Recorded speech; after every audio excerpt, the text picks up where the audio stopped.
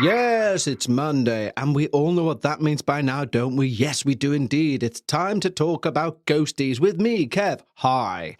There is a bit of a change today because Becca's Reddit corner doesn't feature Becca because she's in the Middle East. Instead, I get the keys to the magical basement corner where she lurks, and I go in and I fuck about a bit. Well, I basically tell you a story from Reddit, which is how the show works. Anyway, I hope you're all doing fantastically well, as is the podcaster's mantra. None of them mean it, but I truly do. I joke. I'm sure they all do too. Anyway, first and foremost, we need to say a big thank you to our Patreons. Now, I have no guitar. That doesn't mean I'm going to do an a cappella thing or something like where yo, or something like that, because obviously, as you can just tell, I don't know how to do that. But we do have Patreons that have signed up. We have Paddy, we have Gretchen, and I'm pretty sure I do have the list. We have Sherry too, yes, but what we don't have is a guitar. So I'm not going to be able to sing any names, but I will next week. Next week I shall. And no, this isn't a ploy because last week we only had Jim. This is no ploy to try and build up people's names. I'm not that clever, believe you me. But Sherry, Patty and Gretchen, don't you worry. You shall have your name sang out by the dulcet tones of my own sweet voice, if he says so himself, next week. Yes, you shall. If you'd like to join Patreon, now is a great time to do it. You know why? I have no reason. There's nothing to follow that up. I really wish there was because it was such a good build-up. But basically what you get is this times 100 and something per year. 104 times per year. So each week we release 2 extra episodes, a full additional hour of content per week.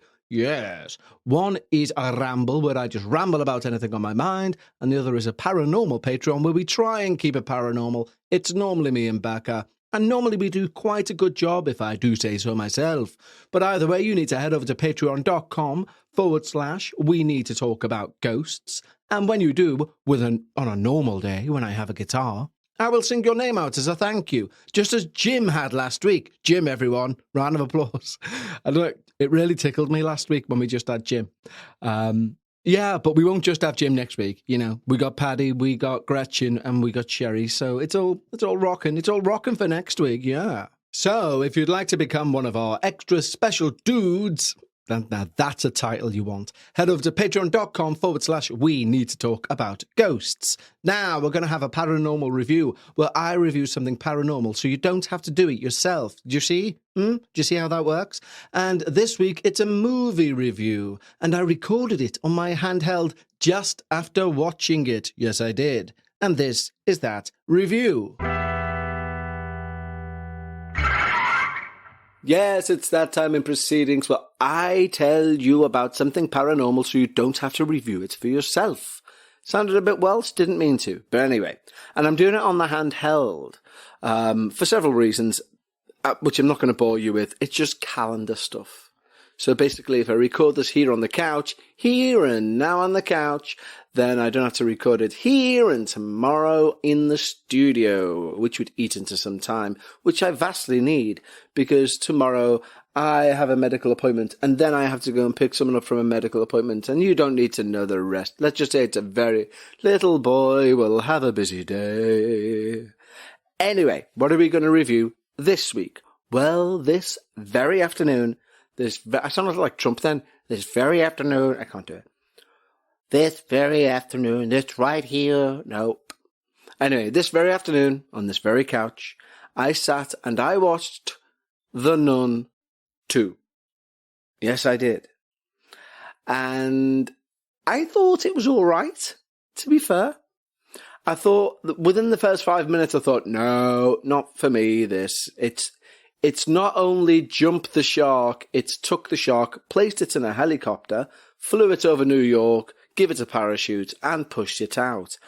But it ties together, if that makes sense. Now, I've not seen The Nun 1, so, you know, and I think there were elements within where I was like, I needed to have watched The Nun 1 to get this piece of information. There were several points in that. So I would suggest to anyone before you check out The Nun 2, you check out The Nun 1. that might seem like common sense to a lot of people, not to Kev. I've heard a lot of people talk good things about The Nun too, so I thought to give it a go. Now, I have heard people say that it's better than Exorcist Believer. It's not, I don't think. In hindsight, having rewatched Exorcist Believer, I think it's a slightly better film. Mind you, I might rewatch The Nun too and be like, it is actually good. It might be like some weird game of horror film tennis. It'll be a very slow game. But I would suggest you give it a watch, because there are some really good points within it. There are really good, I don't want to say storylines, because that's just too generic, but there are some really good theories and ideas around the whole idea of, especially evil within the Catholic Church. And I don't mean like paedophilia or anything like that. I mean, like, if we're going along the lines of textbook biblical evil, there's quite a lot of good theories in there. And there's also, I like it when things happen, when, I don't want to spoil it, but Becca's not here to stop me, so I might have to. Damn. No, I like it when, let me say, for example, in another film which doesn't exist, I'm a paranormal investigator, and somebody calls me out and says, investigate this case, and then they put down a photo, and I go, what's this? Because that would be my accent. And if you can hear any rustling, the kitten's using a letter, because she knows I'm recording. I go, what's this? And they go, it's a photograph of Jeff just before the poltergeist killed him. And I go, oh my God, I didn't know how serious this was. And then they throw down another photograph and I go, what's this? And they say, it's a photograph of Julie just before Jeff was reanimated and possessed and killed her. And I'd be like, oh my God, it's getting deeper. And as I'm about to walk away, they put down another photo and I go, what's this? And they go, it's Jeff and Julie doing the moonwalk towards somebody else's house. Both reanimated, both armed to the teeth with Rap-2s. And I'll be like, you don't mean the 90s food thing where it cuts any food you wanted into any shape you wanted? And they'd be like, that's exactly what we mean, Kevin. Can you help? So, it's got like a few of them scenes in, well, not with that content, because that'd be fucking ridiculous. But I mean, it's got a few of those things where you're like, ooh, ooh, ooh. Scare factor, couldn't really tell because I watched it in the afternoon in the broad daylight. So it wasn't the ideal setting to watch it. If I watched it now, it's now, when I say it's nighttime, it's not. It's like 6:15. Well, 6:30, but it's still dark in the UK, thanks to good old daylight saving time. And if I watched it now, there'd be a few bits that'd make me jump. I just went a bit quiet because I'm pretty sure a big shadow's just crossed over the wall. And and there's no reason why it should have happened. And this is why Becca doesn't let me have a Ouija board, because I don't have my glasses on, so it probably didn't happen. Or it was probably a car from outside. Anyway. But yeah, the acting is very good. The, lead nun, and I don't mean as in, Mother Superior, as in the woman who plays the person you see on screen most. She's very good in it. I did like her. I did think I was going to have to turn her off at one point, because I thought they were going to introduce... Well, they did kind of introduce a renegade nun. And I was a bit like... And you know what my review was for the Pope's Exorcist, where they portrayed Gabriel Amorth as this Harley-Davidson, hard-drinking, hard-smoking priest. And I was like, he wasn't like that. Not that I knew him, but, I've seen enough of him to know that, he didn't drive around everywhere on a moped and stub his, cigarette out in holy water and, say to the Vatican Council, I answer to one man and he lives in a cloud, so fuck you guys, and things like that. So, so there was a bit of a rebellious nun who refused to go to confession. Oh, silly her. But, all in all, I thought that the narrative was good. I thought it was well acted. What's really interesting about it, funny enough, is the bit where I've just mentioned about the jumping the shark at the beginning. It actually becomes quite pivotal if you buy into the film. then you've got to accept that the demon, Valak, is capable of doing these things. There's a really good scene just after the jump the shark scene within the same building, where, like, this isn't a spoiler because it's, well, I suppose it is, but it's within the first 5 minutes. If I ruin a film within the first 5 minutes of the film's not worth watching. But basically, the holy water in the font boils, and the smoke that evaporates from it gives you the first image of the nun, and it was very well done, and I liked it a lot. And yeah, it was that good. But yeah, but it's Valak is the demon. Now Valak, believe it or not, he's a demon. Say it several times and people will believe you. But no, in real world, well, in as real a world as demonology can be, Valak is a demon. You know, he's listed within the Goetia. He's one of the 72 demons of whichever he was sealed in Solomon's vase or whatever else. And, you know, so he's the demon aspect is real. The inhabitation of a nun, or not so in this case, without giving the game away. Which is what I don't get, really. So, I'm going to spoil this, aren't I? Right, hold on. How do we say this without spoiling it? Let's say I've got a film called The Ford Cortina, right? And it's a horror film about the 1980s hit car, the Ford Cortina. It's like Christine, but a rip-off version called The Ford Cortina. And it's got a life of its own, but only because it's possessed, right? And at the end of Ford Cortina, smoke comes out of its exhaust and goes into the exhaust of the Mini Cooper, and then it cuts to black.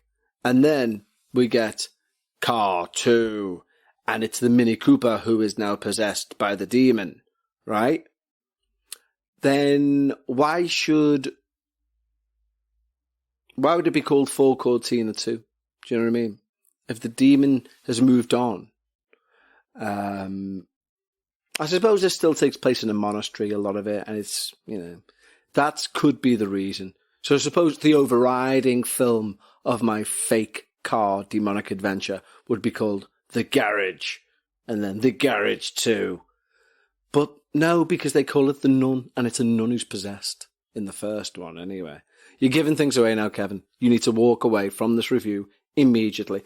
But my review for The Nun 2 is 2 thumbs out. Right, so what I want you to do is get your 2 thumbs, stick them out, and then lift them up like you're saying hello to someone. All right, Jeff. Like, you know, like you've been let out for the day. Do you know what I mean? All right, Jeff. Jeff, it's Kev. Hello, Jeff.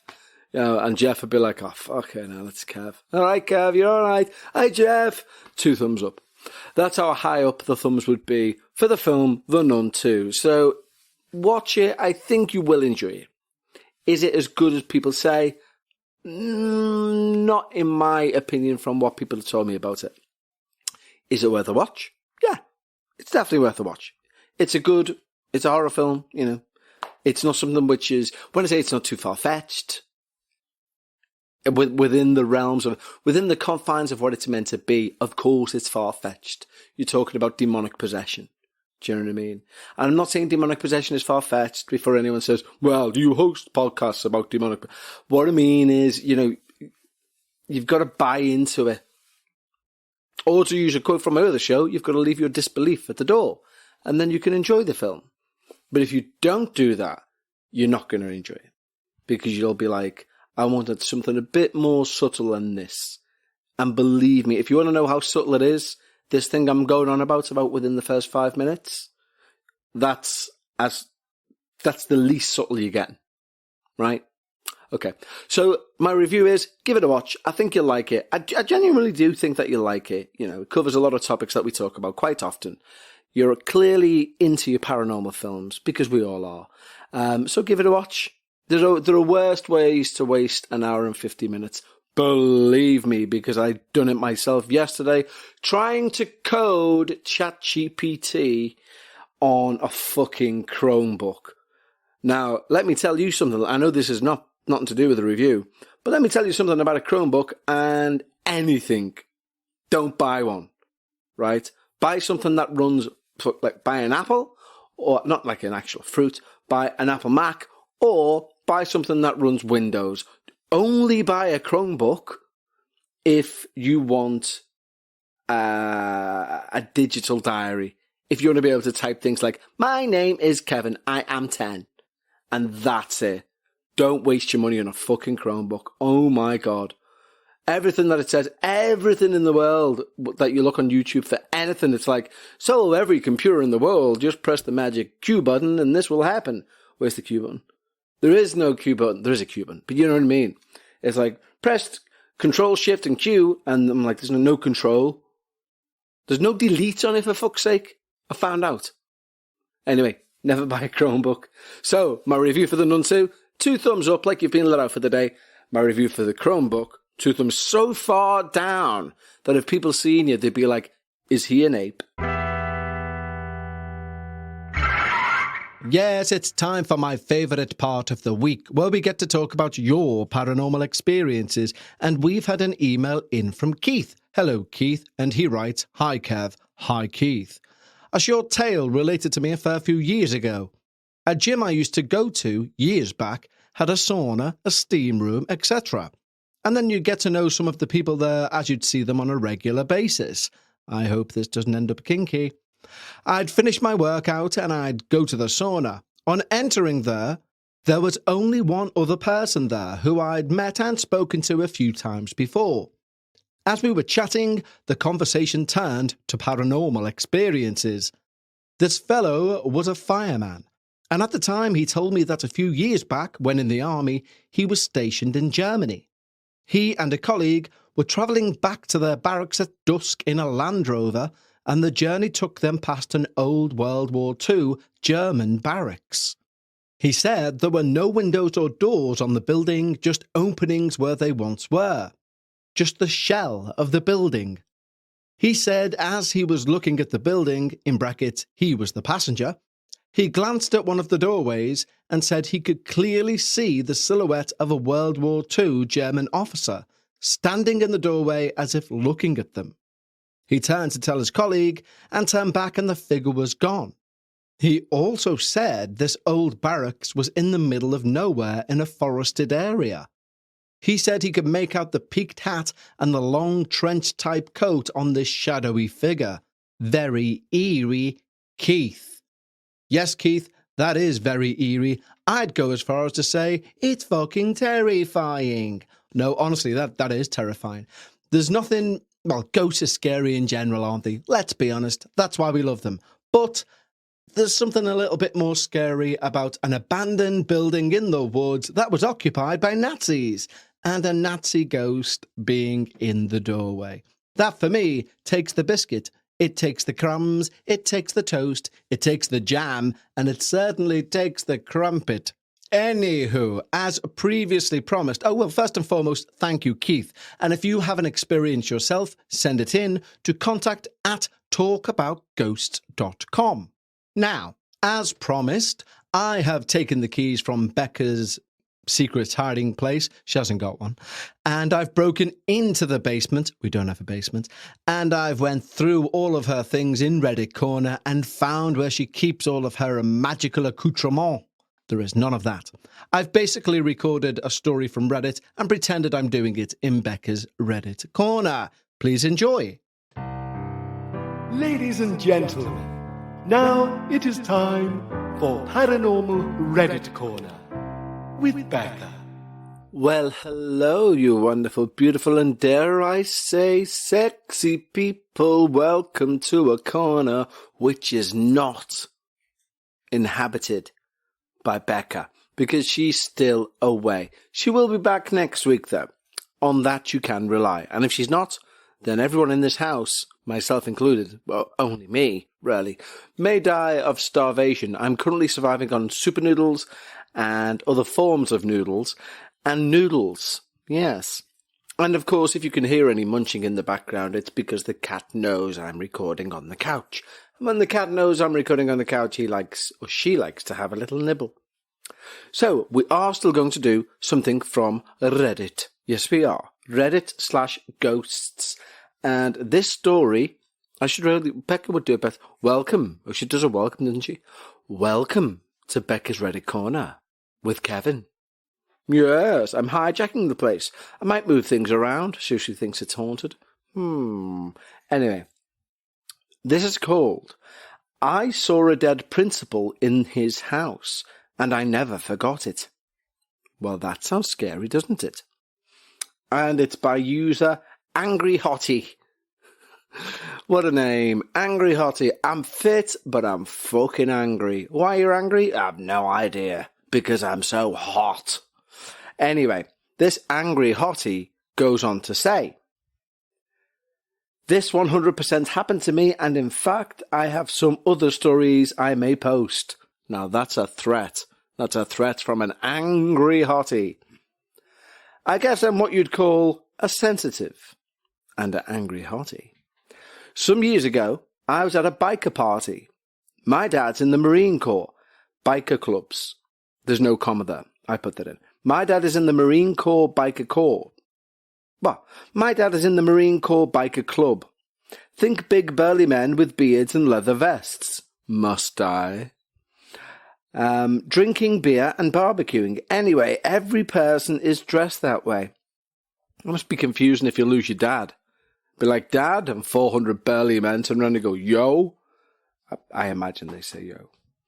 Anyway, every person is dressed that way. T-shirt, leather vest, blue jeans and boots. This house was somewhere around Pensacola, Florida. It was deep in the woods around a creek. Since we were outside, I asked where the restroom is, and the wife of the biker who owned the home told me if I go alone upstairs, where not a soul was, who describe it like that, and I should turn to go into the bathroom, which I did, and I'll never forget. If somebody in my house says, where's the bathroom? I can guarantee you I would never say, all you need to do, you go up the stairs where not a soul is. And then you take a right where not a soul is. Anyway. A tall man with black slicked hair, white button-up dress shirt, black slacks and dress shoes was leaning over the sink and looking into the mirror. Totally solid, not moving at all, and looked like a living human. I thought he was dressed so strange for that type of party, but I ended up not using the restroom because he was in there. I went back to the lady that told me where the restroom is, and I said, who's the guy in the bathroom? I described him, and her eyes went huge, and she looked shocked. She then told me that the principal of a school lived and died at that home, and I described him accurately. She told me a lot of people around us. She told a lot of people around us. It was so remarkable at the time, I didn't go back up the stairs alone after that. The only solid apparition I've ever seen. There you go. And it's had 92 upvotes, that story. I still stand by the fact that I'd never say to someone, you just go upstairs where not a soul is. Because, I just wouldn't. Or you wouldn't, even if someone was, you wouldn't go, where's your bathroom, mate? Or you just go upstairs where our Stephen is, and then you do it right. Because you'd be like, why are you telling me that information? What's your Stephen got to do with the situation? Anyway, people have commented. Somebody said, I saw my grandmother a few hours after she died. My younger sister found her first thing in the morning, and then I called my mother. Grandma died while sleeping in bed. Interesting. Somebody else has asked, did he seem happy, talking about the principal? Do you think he was frustrated that there was a party going on? Not if he was like shaving. I mean, this might be an angry hottie, but I've never had an angry shave. Have I? I must have had an angry shave, being late for something. No, I don't really shave. I shave, like, in bits. You'll have noticed if you've ever seen a picture of me, I'm never clean shaven because it brings out terrible skin. So anyway. And they've replied, he was totally motionless, but leaning and looking in the mirror. It almost felt like I was seeing a snapshot in time of a man getting ready for work, if that makes sense. Now that I look back, I did not see his face in the mirror reflection. That's interesting. The same person who asked, did he seem happy, has said, probably a residual haunting. I wonder what day that most represented. Angry Hotties replied, agreed on the residual haunting. I couldn't think of the words for it. Somebody said, if it reacted to you, it would be an intelligent haunting. I had both occurring at separate times, but wasn't aware of it until after the fact. It would have been something if you knew what was going on and approached it. Of course, that might have changed your reaction to it all. And someone else has said, cool, thanks for sharing. And Angry Hotties replied, smiley emoticon, so she's not that angry. I wonder if she's that hot.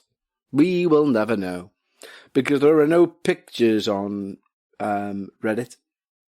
And also, given that I do have a partner, I wouldn't like to make that judgment. So I'm going to say completely average hottie, irrelevant of seeing their face. But there you go. What do you make of that then? I mean, it seems weird that they didn't have a reflection. Was it a vampiric residual haunting? Also, that individual who said, I had both going on. I had an intelligent haunting and a residual haunting. So you had two ghosts. Because it can't be one. You can't have a residual haunting who's also intelligent. Because that just means that occasionally they choose to blank you. That's what that would mean. And it also would be confusing to have an intelligence and a residual haunting. Because I wonder if the intelligence haunting also knows that there's a ghost. Do you know what I mean? If the intelligence haunting's like, do you know it's haunted in here? It's like, yes, by you. No, not just by me. There's also one that doesn't see us. He's residual. Really? Yeah. You learn all this when you die. You're given a big handbook, like on Beetlejuice, and it tells you all about the type of ghosts. Anyway, I'm an intelligent haunting, equals MC squared. This guy's residual, he won't tell you he equals MC squared because he can't see us. You know the film The Others? It's a bit like that. To him, we're the ghosts. So yeah. So thank you, Angry Hottie. And I hope that you are both what you say you are, angry and hot. But if you're hot, don't be angry. Be happy. There are plenty of ugly people out there who are very pleasant. If you're a hottie, you may as well be pleasant too. Unless can you be so attractive that you're angry about it? I'm so damn attractive. I just can't get any work done without walking, because I keep looking in mirrors, and that sounds like me actually, but that's vanity. That's not being hot. Anyway, I don't think Becca's going to like it that I've befouled her corner with just me going la la la la la, talking shit. And still reading from Reddit though, so I've kept up that side of the bargain. But I will say thank you all for visiting Reddit Corner with me, Kevin, in lieu of Becca. She will be back next week, whether she wants to be on the show or not. And that sounds like I've got a gun. I don't have a gun. But she will be back on the show next week, as per usual. And I'm sure she will have tales aplenty to tell. Because very often she goes away and says, my podcaster does paranormal stuff. And somebody goes, I've got a ghost story. Because they're always from Chorley. Anyway, I will indeed let you go. Thank you for listening. Tatty bye.